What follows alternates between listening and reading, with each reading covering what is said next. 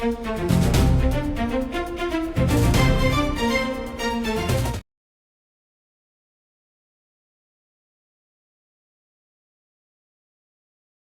लड़कियां कोई क्रिमिनल नहीं है, ये मेरी और आपकी तरह आम इंसान है। मगर जिस वक्त इन्होंने उस जुर्म को अंजाम दिया तो इनके दिमाग में क्या चल रहा था, इनकी मानसिक स्थिति क्या थी, इसी को जानने के लिए आज इस मुद्दे पे बात करने के लिए हमारे बीच मौजूद है जानी मानी psychologist miss Gagandeep Kaur. Welcome to podcast.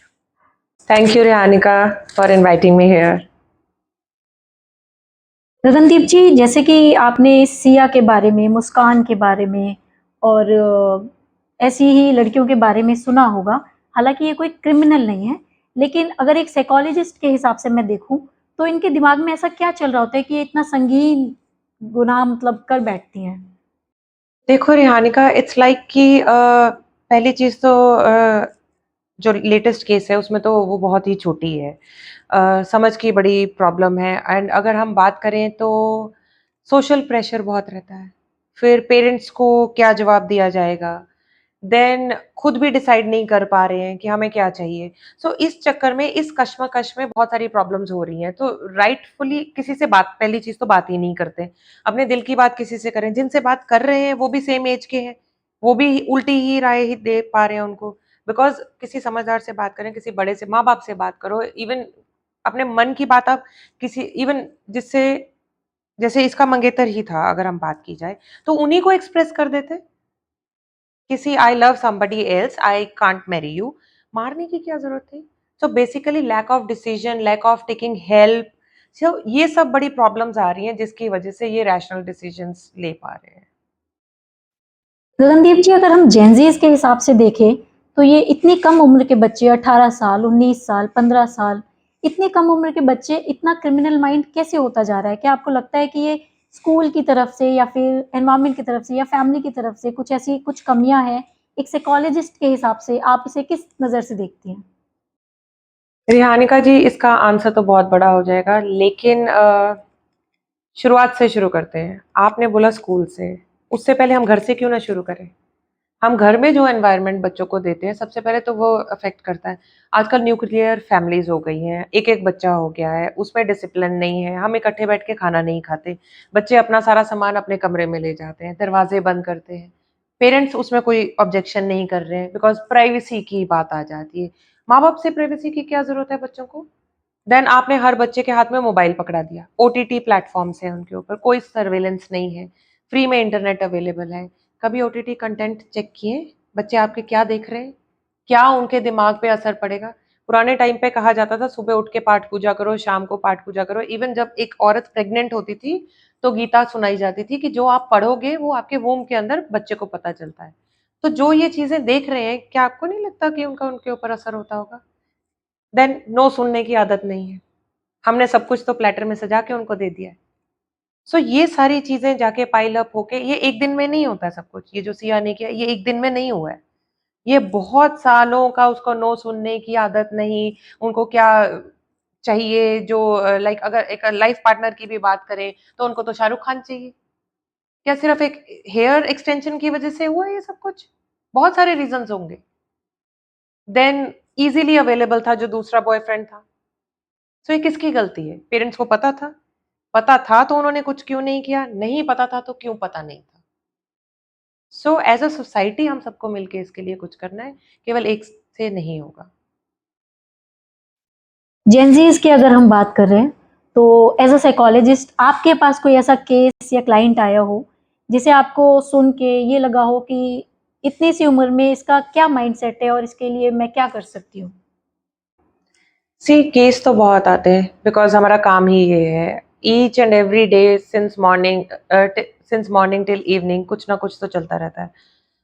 But अगर बहुत ही अजीब-सा चौंकाने वाले केस की बात करें तो अभी थोड़े टाइम पहले एक नाबालिग बच्चे का, एक माइनर बच्चे का कॉल आता है एंड ही इज़ लाइक कि he wants to kill his girlfriend. वो भी किस लिए कि ब्रेकअप हो गया है।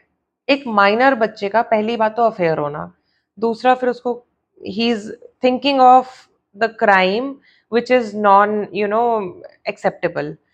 सो उससे सेशन लिए गए कि क्या प्रॉब्लम है? अच्छा अगर बिकॉज़ आप सीधे से क्यों, क्या तो हम पूछ ही नहीं सकते।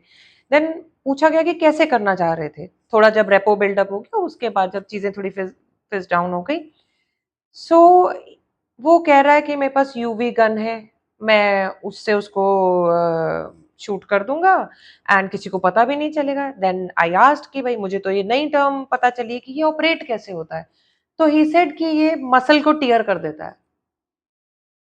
सो जस्ट थिंक कि बच्चे सोच क्या रहे हैं? ये क्या बताया कि एक क्लाइंट आपके पास आया था माइनर, जो अपनी गर्लफ्रेंड को मारना चाहता था। तो इसमें एक सिचुएशन ये भी आती है कि अगर आप किसी के साथ रिलेशनशिप में हो और उससे आपका ब्रेकअप हो गया या किसी तरह की कोई लड़ाई झगड़ा कुछ हो गया, उसके अलावा आप और भी रिलेशनशिप्स में हो, पर आपको वो बर्दाश्त नहीं होता कि जिससे आपका ब्रेकअप या लड़ाई हुई है, वो किसी और के साथ रिलेशनशिप में जाए। हालाँकि ये सब सर्कल ऐसा है कि एक ही बंदा इधर भी रिलेशनशिप में है और उधर भी रिलेशनशिप में है, चाहे वो लड़का हो, चाहे वो लड़की हो। लेकिन इन लोगों को आपस में बर्दाश्त नहीं होता, तो इनका जो माइंड है, वो क्राइम की तरफ चल देता है। तो एज़ अ साइकोलॉजिस्ट हम इसे कैसे देख रहे हैं और हम इसमें क्या कर सकते हैं एज़ अ सोसाइटी? सी जैसे अभी हम मल्टी रिलेशनशिप्स की बात कर रहे हैं। पहली चीज़ तो मैं बहुत हैरान हो जाती हूँ कि इन बच्चों ने ना हर चीज़ का टर्म दे रखा है। इतना तो मैंने साइकोलॉजी की बुक्स में नहीं पढ़ी है डेफिनिशंस इसको बेंचिंग बोलते हैं लोग। हाँ, मतलब if I am in relationship with you, पहली बात तो हम एक्नॉलेज ही नहीं करेंगे कि रिलेशनशिप में I am just seeing her, she is a friend. इसकी भी टर्म है, friends with benefit. So benching is like I am seeing you, अगर मुझे आज आप नहीं मिलने आ रहे हो तो आई हैव समबडी एल्स। वो अवेलेबल नहीं हो रही है तो कोई बात नहीं, मैं तीसरी से बात कर लूँगा। अच्छा ऐसा नहीं कि केवल लड़के कर रहे हैं, लड़कियाँ भी कर रही हैं। देन कुछ और भी बहुत सारे टर्म्स है, घोस्टिंग है, मतलब अगर हम बात करेंगे तो ये बहुत लंबी बात चली जाएगी। सो एनीवे अ, अब आपने पूछा कि ये क्यों करते हैं? बिकॉज़ अवेलेबिलिटी है। जब मार्केट में कोई चीज़ अवेलेबल होती है तो आप कन्फ्यूज़ हो जाते हो। बहुत ज़्यादा नंबर्स में होती है। सो अब इन लोगों के साथ ये भी है कि एक तो नो सुनने की आदत नहीं है। प्राइवेसी इतनी है कि कोई चेक करने वाला नहीं है। लाइक हमारे टाइम पे अगर आप लोग रिलेट कर पाएँ, पेरेंट्स जो हैं, हमें घर से बाहर जाना अलाउड नहीं था। ट्यूशन जा रहे हैं, फ़ोन नहीं थे। कितने बजे गए, कितने बजे घर आए, छोटी जगहों में रहते थे। अब ये छोटी-छोटी जगह से जो जेनज़ीज़ हैं, निकल के यहाँ आ गए हैं शहरों में। कोई चेक नहीं है, बड़े-बड़े शहर हैं एंड चीज़ें अवेलेबल बहुत ज़्यादा हैं। सो ईज़िली हुकअप कल्चर्स चल रहे हैं, ये सब हो रहा है एंड बिकॉज़ घर पे कोई रोक-टोक नहीं है, माँ-बाप खुद इनसे डरते हैं कि बच्चे क्या कहीं घर छोड़ के ना चले जाएँ, भाग ना जाएँ। सो इस वजह से ये सोसाइटी उस तरफ जा रही है। तो as a parent, as a guardian, I also have a son, हमें उनको एक फ़ोकस देने की ज़रूरत है।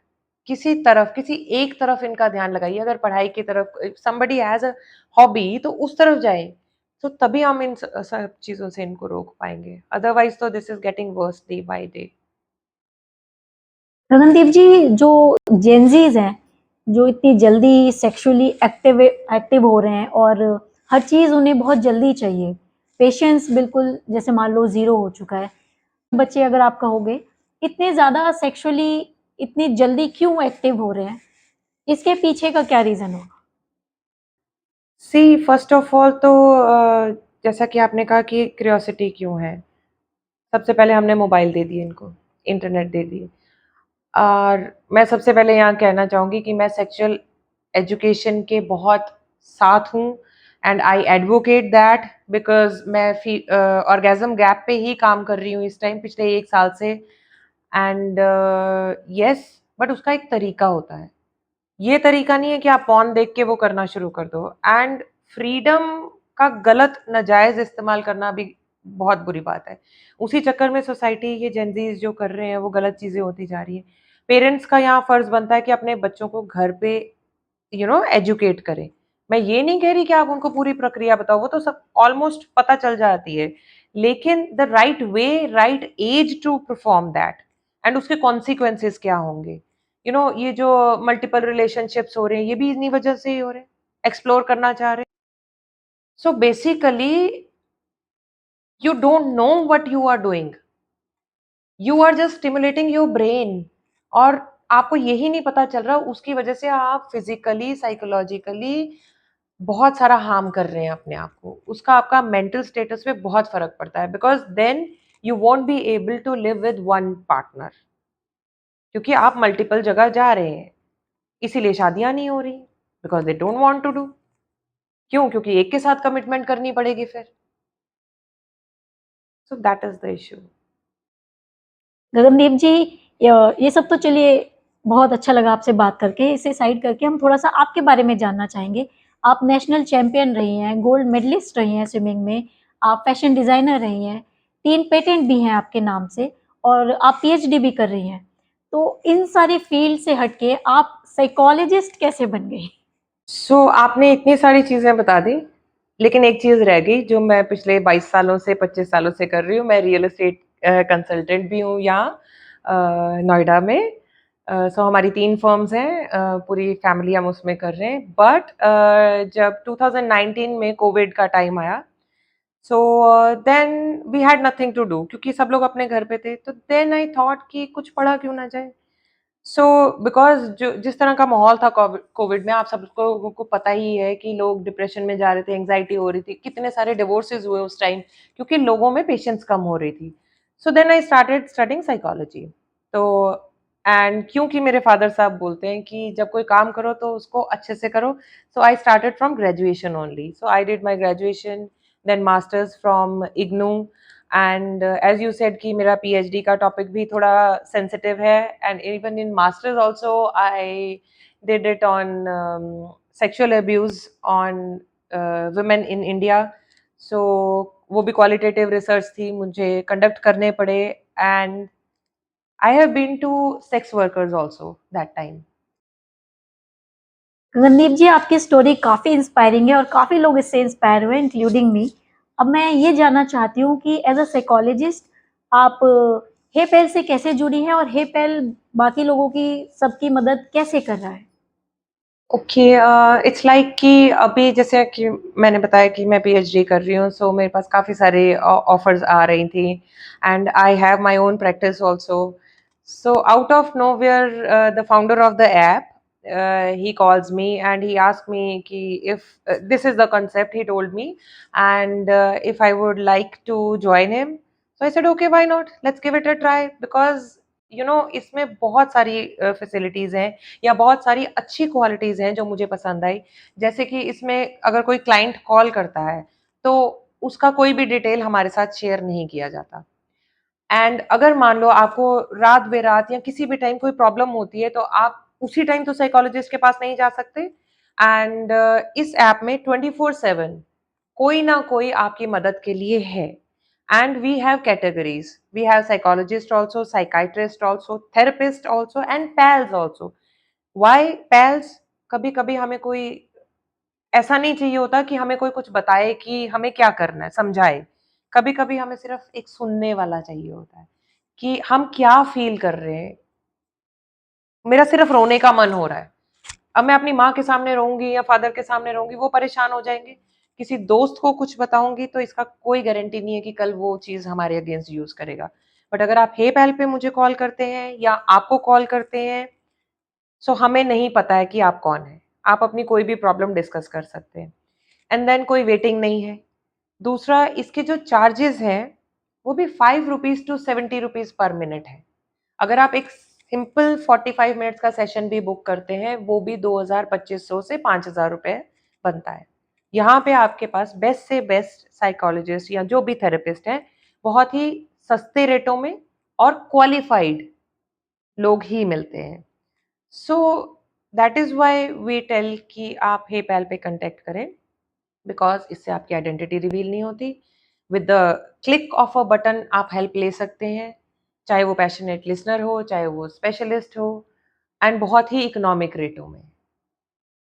बहुत-बहुत शुक्रिया गगनदीप जी, बहुत अच्छा लगा आपके साथ पॉडकास्ट करके और बहुत हमें आपकी जो भी बातें सुनने को मिली, जो भी हमें लर्निंग्स मिली आपसे और जितनी इंस्पिरेशन आपसे मिली, बहुत अच्छा लगा।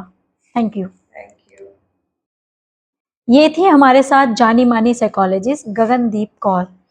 अगले पॉडकास्ट में आपसे फिर मुलाकात होगी एक नए टॉपिक के साथ। धन्यवाद।